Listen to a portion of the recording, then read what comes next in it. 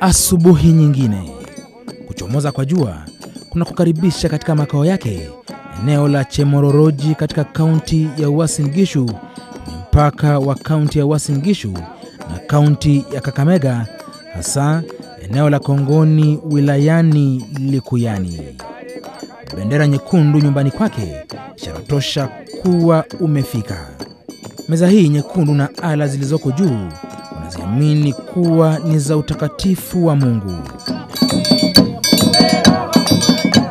Na ndiyo maana kila siku ya Jumamosi kwao ni Sabato na ni sharti wafike hapa kumwabudu Mungu wao.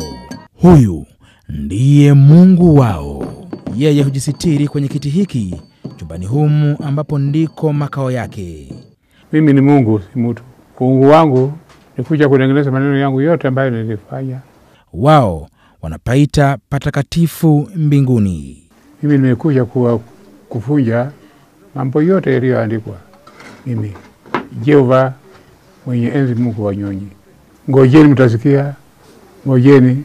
Mtu atakaye pona kwa mazuri yake, atakaye kufa kwa upaya wake. Hapa Kenya, vile Jehova alikuja kama mwizi kwa sura ya mwanadamu, lakini yeye mwenyewe alijitambulisha, akatupea Biblia, tukasoma, tukamjua ni yeye. Kulingana nao, ni imani yako ndiyo itakuweka huru. Na kabla ibada ni sharti uwasilishe sadaka yako, kwani kuna wale wanaoruhusiwa kumpa Jehova sadaka yao kwenye mikono, na wengine ni sharti wasilishe kupitia wake zake, kutofautisha waume na wanawake. Si nyinyi mnapeana sadaka kwa kanisa ya kusaidia kanisa. Sisi sasa tunaomba yule ambaye tunajua.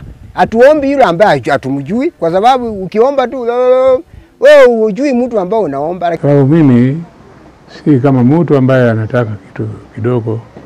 Hapana. Dunia hii ni yangu. Pingo kuumba, jua, nyota, nini. Vyote vinaitwa vitu vya Mungu. Kiongozi wa ibada anapowasili huwa ndio ishara ya mwanzo wa maombi ya watakatifu hawa.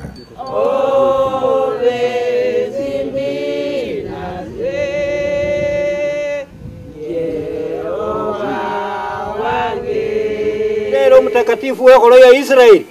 Miondoko yao ikiashiria kuwa wanafuata kanuni za dhehebu lao kwa mujibu wa maandiko ya Agano la Kale la Biblia. Wao huandaa gwaride la heshima kwa Jehova ambaye huwa amesalia kimya chumbani mwake. Jehova mwenyewe huagiza wake zake kuongoza gwaride hilo kabla ya maombi kuanza rasmi. Hatoki nje kutangamana nao kwenye ibada, lakini wanaamini anasikia na atawajibu. Tumemwamini tosha, hata tangu nikuje kwake sichawaputu huko tena kwa kanisa nyingine.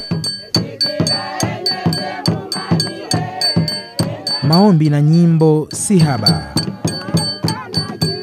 Ngoma na densi ni kawaida ya ibada yao.